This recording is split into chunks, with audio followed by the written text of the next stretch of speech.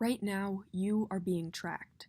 Your every click, view, like, and share serves as a data point in the user retainment scheme of an unseen corporation, maybe more than one. You don't pay most social media companies directly. Instead, your attention and habits are the commodities that fuel the sites you use. And the sites with access to your personal data are susceptible to mass leaks that might reveal your information to malicious actors. This problem could be solved by mandating that companies store user data in an anonymized way.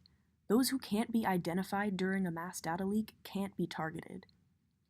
Ashley Stenning of the San Diego International Law Journal writes that in 2015, 30 million users of the extramarital dating site Ashley Madison were targeted by the hacker organization The Impact Team, which threatened to release intimate user profiles to the public if ALM, the site's publisher, did not change its business model.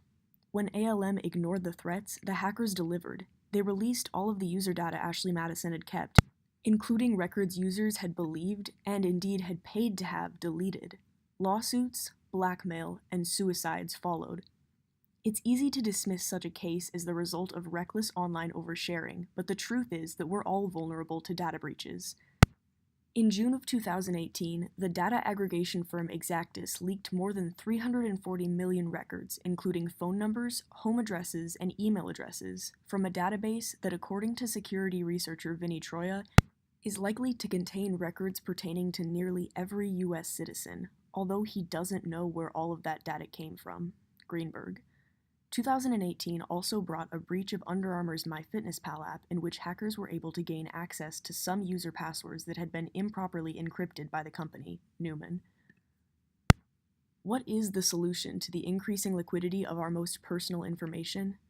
Some privacy experts, including Martha Garcia Murillo and Ian McKinns, have suggested that the problem lies not with the system but with ourselves.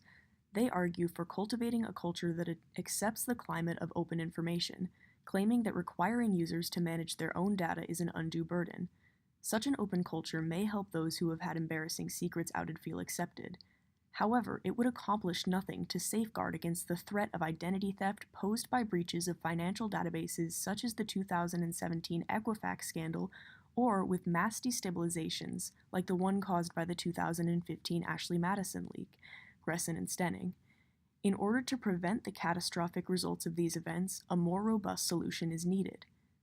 In a paper titled A Hybrid Approach to Prevent Composition Attacks for Independent Data Releases, published in Information Sciences in 2016, Lee et al. Outline a method for protecting the anonymity of aggregate information. Their method can be summed up like this. If you store all of someone's raw demographic information side by side, stripping away their name will not be enough to preserve their privacy. This is because the string of information corresponding to that person can still be matched with copies of itself that exist in other publicly available contexts and are likely to be associated with that person's name or email, Lee et al. Instead, the researchers suggest generalizing the data, for instance, changing an age to a range of ages, or a postal code to a range of postal codes, as well as introducing some noise, so that datasets leaked from different databases, but corresponding to the same individual, cannot be matched up with one another. Majid et al. Build on this generalization principle by pointing out that the more unique and vulnerable a given statistic, the greater the need to obscure it within a larger group. Social media websites and large databases with sensitive information aggregated from many sources should be required to take steps toward anonymizing their data.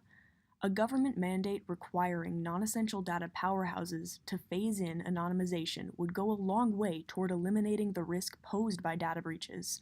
We can still expect nearly every moment of our lives to be tracked, but we won't have as much to worry about without hackers stumbling upon our emails and passwords as a result.